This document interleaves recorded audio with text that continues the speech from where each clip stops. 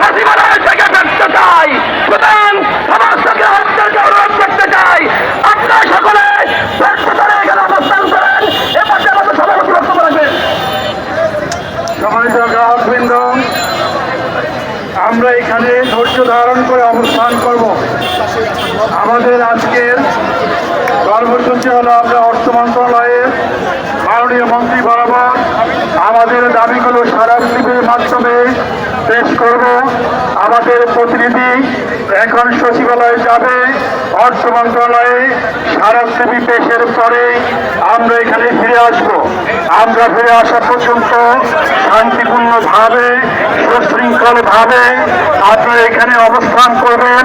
সকলে সুশৃঙ্খলভাবে বসে পড়ুন। আইন শৃঙ্খলা রক্ষাকারী বাহিনী আমাদের সহযোগিতা করবে। আমরা শান্তিপূর্ণভাবে সুশৃঙ্খলভাবে এখানে অবস্থান করব। কোনো ধরনের উস্কানিমূলক স্লোগান দিব না বা কর্মকাণ্ড করব না। আমরা এখন স্মারকলিপি পেশ করার জন্য সচিবালয়ে প্রবেশ করতে যাচ্ছি। সবাইকে ধৈর্য ধারণ করে বসার জন্য অনুরোধ করছি। সম্মানিত ভাইরা, আমি অনুরোধ করছি আপনারা বসুন, আপনারা বসুন। আমাদের প্রতিনিধিরা যাবে। একজন আমাদের